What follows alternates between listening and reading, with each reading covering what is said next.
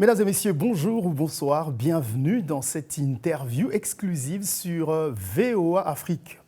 La légende de la musique congolaise, Koffi Olomidé, est dans nos studios. Il est venu nous voir ici, à Washington, D.C. Oui, le seul et l'unique Koffi Olomidé. Koffi, c'est bien toi, bonjour. Marius, c'est bien toi, bonjour. Quel plaisir, quel bonheur de te recevoir sur le plateau de VOA Afrique. Le plaisir est le mien, je suis quand même assez impressionné. Déjà, ton ascension personnelle, ta réussite ici aux États-Unis, devenir un as de la presse à la Voix de l'Amérique, j'en suis fier en tant que Congolais. Et sincèrement, je fais la prière que Dieu continue ton élévation pour que je te reçoive encore. Bravo, non pas seulement pour moi, pas seulement pour moi, pour la presse congolaise et africaine. Merci Koffi, vraiment c'est toujours un plaisir. Je vais te dire que tu m'as beaucoup manqué sur le plateau, ça fait 15 ans qu'on a pu faire des émissions ensemble. Moi j'ai eu de nuits blanches à cause de toi. Allez, merci d'être là ce soir. Merci de m'accueillir. Alors Koffi, vraiment c'est une première question. Avant de te recevoir, je me demandais, mais tu commences avec quelle question ? Tu as tellement de choses à nous dire. Je viens de le dire, Koffi, tu es une légende. Peut-être que je peux commencer par demander, mais comment tu fais, après toutes ces années, 30 ans de carrière musicale, un peu plus, tu es toujours au top. Tu fais ça comment ? J'aime ce que je fais et j'aime ceux pour qui je fais ce que je fais. C'est-à-dire, chanter pour moi, c'est donner un peu de mon cœur chaque fois, à travers chaque chanson, à travers chaque concert, à travers chaque apparition devant le public. J'aime vraiment faire ce que je fais, je le fais par amour. J'aurais pu m'arrêter déjà, mais je le fais parce que j'aime ça. Là, je vais en juillet, mi-juillet, commencer une tournée en Amérique. Ça fait 16 ans, quelque chose comme ça, que je ne suis plus revenu. Je suis vraiment heureux. J'aime regarder les gens être heureux. J'aime admirer ça, ça me fait du bien et c'est ce qui me garde en bonne santé et peut-être jeune. Alors, l'amour à lui tout seul, Koffi, ne suffirait pas. Hein. Il y a aussi, on peut dire, des collaborations que tu fais avec d'autres générations. On a vu tes collaborations comme avec Diamond Platinum, avec Singila ou encore avec Nino, ou encore le plus jeune que j'aime bien, hein, Garley, que j'adore. Il Mais il y a aussi arrivé après moi. Qui c'est ? Gaz Fabulous. Gaz Fabulous. Voilà. Est-ce que ça, c'est une façon pour toi, Koffi, de te maintenir dans toutes les générations qui arrivent, qui ont du succès ? Peut-être bien, mais ce n'est pas moi qui provoque ça. Ce sont ces jeunes gens qui me sollicitent. Et moi, j'ai toujours plaisir à dire oui. Donc, ça se fait comme ça. Et je me dis qu'il y a toujours quelque chose à apprendre. On apprend toujours quelque chose. Il reste toujours quelque chose. Et sincèrement, je te dis que j'aime cet exercice. Et je remercie ces jeunes de venir vers moi. Et j'espère que ça va continuer. Et tes fans t'ont toujours resté fidèles. Il y a Fatou qui nous regarde, qui est notre réalisatrice à la radio. Elle t'adore. Ben, je salue Fatou, je salue les autres prénoms, je ne connais pas. J'ai rencontré l'ami du John Kenya. John Linden. Un Luo du Kenya. Ouais. Et puis je salue toute l'équipe de ton émission, le réalisateur, etc. Voilà, Koffi, nous grandissons tous.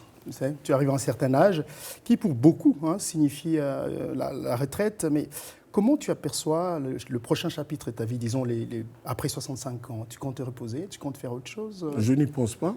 J'aime ce que je fais. Je me sens capable de faire ce que j'ai fait il y a 20 ans, ou presque. Donc j'arrive à le faire. Mais en tout cas, le même enthousiasme, la même fougue, la même envie. Donc ça ne me pose pas de problème. Je ne pense pas à ça, je ne réfléchis pas à ça. Vous savez, quand on est en train de faire quelque chose et qu'on pense mal, on pense à l'échec, c'est pas bien. Moi, je n'envisage jamais ça. Et je ne livre pas des combats que je ne suis pas sûr de gagner. Quand je m'engage, dans ma tête, c'est que je dois être victorieux. Bon, quelquefois, je ne suis pas victorieux à 100%, mais pour l'essentiel, ça se passe plutôt bien. Je disais tout à l'heure au début de l'émission, je ne savais pas par où commencer, parce que ça fait 15 ans. Il y a tellement de choses que j'ai manqué à te demander. Tu as eu un enfant entre-temps ? On ne va pas sur ce terrain-là. Tu peux dire oui ou non ? Donc, 15 ans après...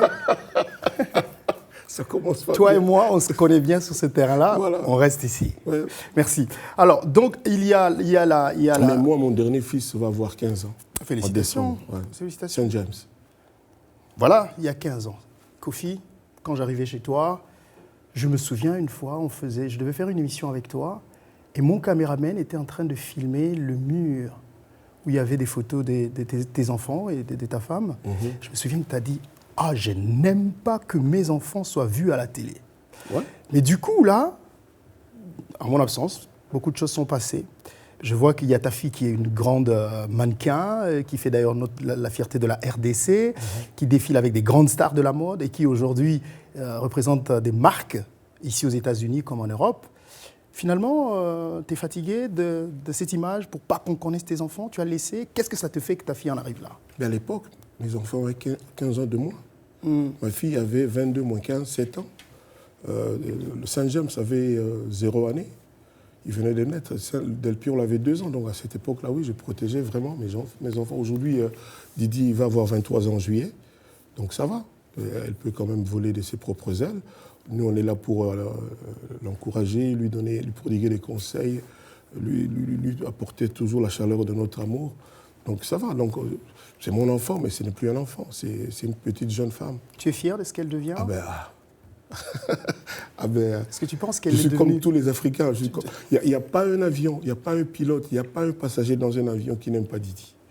Quand je monte dans un avion, on me félicite pour ce que j'ai fait. Et puis, ça finit par Didi Stone. Et j'en suis vraiment, vraiment heureux. J'ai le cœur plein. Je souhaite vraiment ceux-là qui m'en veulent à moi d'oublier mes enfants, d'oublier Didi, de ne régler les comptes qu'avec moi. Et s'il y a des comptes. Et de laisser cette fille... cet enfant voler encore et encore et progresser. D'ailleurs, elle fait l'honneur de notre pays, de l'Afrique. Et il est arrivé que des gens, peut-être à cause de moi, lui en veulent, parlent mal. Je leur demande vraiment de ne pas en vouloir à ma fille, de se retourner plutôt vers moi. Alors, Koffi Olomide, tu viens d'être nommé ambassadeur de la rumba congolaise. Ah non, de la culture. Ah, de la culture congolaise. Voilà, donc c'est différent, c'est un peu plus grand. Voilà. Ok, d'accord, on va le faire. Ambassadeur de la culture congolaise. Oui. Et un passeport diplomatique t'a été remis. Oui. Qu'est-ce que cette nomination représente pour toi? Le président de la République, que je salue respectueusement, qui m'a donc pensé que j'avais le profil de l'ambassadeur de la culture de notre pays, quand il m'a reçu, m'a dit Koffi, je suis fier de te remettre ce passeport. Il me tutoie. Et c'est rien, c'est juste un symbole. Mais pour nous tous, tu es déjà notre meilleur ambassadeur depuis des années et des années. Et j'en avais le cœur chaud. J'étais très touché, très ému. Et pour moi, c'est une espèce de reconnaissance nationale. Et je me disais que oui, c'est bien que quand ils sont encore en vie, que des gens comme moi et beaucoup d'autres puissent avoir cette reconnaissance nationale dont je ne remercierai jamais assez la nation congolaise et le père de la nation, Félix Antoine Tshisekedi. Laisse-moi te dire que tu le mérites. Tu le mérites. Merci, tu mérites d'être l'ambassadeur de la culture. Et quand je suis tombé sur cette vidéo où Papa Wemba avait évoqué cela quand il était vivant, c'était même bien avant que je n'ai fait Bercy, il a dit dans une vidéo que tout le monde a regardé aussi, que Koffi mérite un passeport rouge. Il est vraiment un vrai ambassadeur de la culture congolaise. Ça m'a vraiment conforté. Papa Wemba n'est pas n'importe qui pour moi. C'est quelqu'un d'important. C'est pas à toi que je vais l'apprendre. On a une proximité particulière. Donc je remercie la nation congolaise et je vais, tant que faire se peut, tâcher d'être digne le mieux possible, le plus longtemps possible de ce passeport et de cette confiance que la nation congolaise a placée en moi. Alors oui, je sais, je me souviens qu'il y a des années, tu te plaignais du fait que vous, les artistes qui êtes les ambassadeurs, n'avez pas accès au salon officiel et tout ça. On devrait, mais non, ça va? Tu as des beaux restes de Congo, de Kinshasa. De toi, j'oublierai rien. Tu n'as rien oublié. Non. Raga, c'était Raga, non? Toi, Antella. Ouais. Antella, Raga. Raga, j'ai jamais été Antella. Antella, Raga. Ouais. Donc, c'est bien de ne pas tout oublier. Oui, bien sûr. Mais non, c'est bon, les salons officiels, tu enjoy, comme on dit? Mais je ne m'habitue pas. Je suis passé 3-4 fois, je voyage tellement. Je ne m'habitue pas. Et puis, je suis toujours en retard pour prendre l'avion. Et quand je viens, je passe. Quoi. Et qu'est-ce que tu penses que tu peux vraiment faire avec ce nouveau statut d'ambassadeur pour la culture congolaise? Je pense pouvoir être utile à mon pays. Comment? Je ne sais pas le dire de façon exhaustive.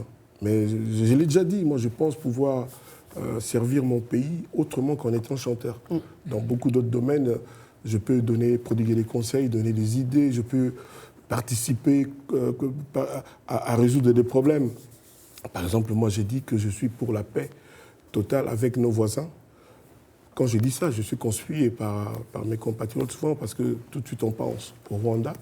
Mais moi je dis que c'est pas bien, c'est pas prudent, c'est hasardeux d'être l'ennemi de son voisin direct. Ça, c'est ma conception. Puisque tu en parles, justement, laisse-moi amener ça sur la table, parce que j'avais une question sur ça, mais qui allait venir après. Ouais. Justement, ce qui se passe entre ton pays, la RDC et le Rwanda. La RDC qui accuse le Rwanda de soutenir les M23 pour déstabiliser l'Est de la RDC. Des accusations que le Rwanda refute, bien sûr. En tant qu'artiste, qu'est-ce que tu penses que qu'est-ce que tu penses qui pourrait être fait pour amener la paix entre le Rwanda et le Congo pour ce conflit qui a duré plus de 20 ans? Moi, je ne suis que pour le dialogue. Je ne suis pas pour les tirs des canons, des bombardements. Non, non. Je suis vraiment contre ça. Je pense que le peuple congolais et rwandais n'ont pas besoin de ça. S'ils ont besoin un jour d'une délégation pour aller parler au Rwandais, moi je demande, je pose ma candidature pour être dans cette délégation. Et tu leur dirais quoi? Je pense que, je ne sais pas te le dire ça, mais parce qu'il y a la diplomatie. En tant qu'artiste, vous avez la liberté de dire ce que vous pensez par rapport aux politiques. Tu dirais quoi, par exemple? Le message serait quoi pour que cette histoire prenne fin? Je ne sais pas ce que les Rwandais ont à gagner en tirant sur les Congolais, en procédant comme ça. Et si c'est avéré, moi je ne connais pas les fonds des dossiers, mais je martèle, je le répète, j'insiste sur le fait que moi, je suis contre le fait que notre pays ait des ennemis qui sont ses voisins directs. Je pense que ce n'est pas un bon principe. Je pense qu'il y a toujours moyen de se parler et de résoudre des problèmes. Je pense le meilleur exemple, l'un des meilleurs exemples est que celui de Mandela. Je me rappelle les militants de l'ANC, le peuple zoulou, les Noirs en tout cas, on a tout fait pendant la captivité, l'emprisonnement de Mandela, avec des menaces, avec des machins, mais il n'y a eu que le dialogue qui a fait que Mandela soit libéré. Je pense que le dialogue, souvent, est plus puissant que les munitions, que les fusils. Malheureusement, nous sommes en train de courir après le temps. Il y a tellement de questions, Kofi. Aujourd'hui, je sais qu'il y a des artistes dans le passé. Tu as fait une chanson qui s'appelle Debout Congolais, où tu as appelé... Non, Affaire d'État. Affaire d'État, pardon. Où tu as fait appel au patriotisme congolais. Mais pendant beaucoup d'années, beaucoup d'artistes ne faisaient pas des chansons, disons, dans le sens de parler, de critiquer ce qui se passe pour que ça change. Mais aujourd'hui, de plus en plus, on voit que les artistes commencent à se réveiller, notamment... Il y en a une qui va sortir là qui s'appelle... À Goma, je n'ai pas encore fini ma question. Qui s'appelle Ligablo, oui. où je dénonce les détournements de l'argent public, des gens qui s'enrichissent, qui s'en foutent du sort du peuple. Ouais. Ça s'appelle Ligablo et ça va sortir bientôt. Donc maintenant, il est temps de commencer à en parler quand même dans vos chansons. Parce qu'il y a des jeunes comme Ninito Salité, Amper, qui a fait la chanson qui a eu beaucoup de succès. Ça a commencé à l'Est, bien sûr, avec les artistes de l'Est qui étaient un peu plus engagés. Et tu penses maintenant que c'est le moment pour les stars comme vous d'envoyer le pas? Parce que ça va en s'empirant. Ça ne va pas. Avant, c'était tolérable. On peut dire ça comme ça. Je n'ai pas dit que c'était tout rose. Mais ça s'aggrave chaque jour. Il n'y a rien, aucune bonne nouvelle. Rien. Ça va de plus en plus mal. Et quand on se lève le matin, qu'on apprend qu'il y a un citoyen congolais qui est un Congolais comme les autres, qui a mis dans ses poches 300 millions de dollars du peuple du pays, quand on apprend qu'il y a des Congolais qui s'approprient les mines du pays, qui revendent ça comme si c'était à eux, c'est révoltant. C'est rageant. On ne peut pas rester indifférent. Et pendant ce temps, quel est le sort du peuple congolais? Les enfants, la jeunesse congolaise, quel est son avenir? Qu'est-ce qu'on prépare pour lui? Rien. Le policier congolais n'est plus un policier, ou quasiment plus un policier. Quel est son salaire? Quel est son train de vie? Comment il fait pour envoyer ses enfants à l'école, pour soutenir sa famille? D'où, quand on lui donne $200, et qu'il voit un meurtre, il peut fermer les yeux et s'en aller. Donc c'est tout ça, quoi. Désolé, je sais que c'est tellement sérieux ce sujet. La question que je vais te poser maintenant, je me sentirai mal à l'aise si je ne la lis pas. Je risque d'être mal compris. Le monde continue à parler aujourd'hui du mouvement MeToo qui cherche à reconnaître le fait que pendant longtemps, les femmes ont vécu en silence l'harcèlement et les abus sexuels. Est-ce que l'expérience que tu as vécue t'a fait comprendre ce mouvement dans les sens dans lesquels ils sont en train de travailler? Est-ce que tu as changé quelque chose dans ta manière d'interagir avec des femmes dans ton entourage, toutefois en sachant que tu as été accusé par tes danseuses de viol et séquestration? Je rappelle ici que tu as été acquitté, donc ça veut dire innocenté. Est-ce que cette expérience, Kofi, t'a appris quelque chose de la façon à laquelle la femme doit être vue? Je suis le premier militant de ce mouvement. Moi, je suis l'avocat de la femme, je respecte la femme. D'ailleurs, je suis connu pour être un défenseur âpre de la femme. Je n'ai jamais rien fait qui puisse nuire à la femme. Moi, je sublime la femme. Donc, j'ai été accusé injustement. J'ai souffert pendant 15-16 ans et j'ai été innocenté à Versailles. Versailles, c'est pas n'importe où. J'ai eu pendant 5 heures, c'est-à-dire mes boyaux ne fonctionnaient plus. C'était un suspense terrible. Et j'ai pu démontrer mon innocence, et mes avocats aussi. Donc, oui, je suis contre tout ce qui est violence, tout ce qui est agression des femmes. Mais qu'on le dise bien, j'aimerais que ce soit bien dit que je suis innocent. Sinon, les États-Unis ne m'auraient pas permis de venir ici. Allez, merci. Non, mais attends, il faut que je finisse ça. Ouais, pour moi, c'est capital. Ok, vas-y. Je suis peut-être venu ici pour cette phrase. Vas-y alors, la phrase. Donc, il faut bien dire que j'ai été acquitté, innocenté. La preuve, je suis à Washington, à côté de... le vrai.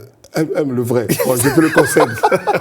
De Marius Mounga, le vrai quoi. Allez, Kofi Olomide, merci. C'était un plaisir. C'est moi qui te remercie. Mais laisse-moi dire quand même à tous mes fans des États-Unis que je suis bientôt en tournée ici et que mon album, l'album que tout le monde attend, je pense, l'album qui va confirmer tout ce qu'on a toujours pensé de Kofi, Légende, arrive à partir de mi-juillet. On en parlera. Voilà. Merci beaucoup. C'était vraiment un bonheur, un honneur de recevoir sur notre plateau, Kofi, 15 ans après. Non, c'est moi qui suis honoré d'être à la voix de l'Amérique avec toi. Merci d'être là, Kofi, et on te souhaite bon séjour aux États-Unis. On se retrouve très prochainement dans une autre interview exclusive avec un autre invité sur VOA Afrique. D'ici là, continuez à suivre nos programmes et surtout, n'oubliez pas d'aimer notre page Facebook VOA Afrique et aussi de vous abonner très nombreux à notre chaîne YouTube. Laisse-moi finir. Oui. VOA Afrique. Merci.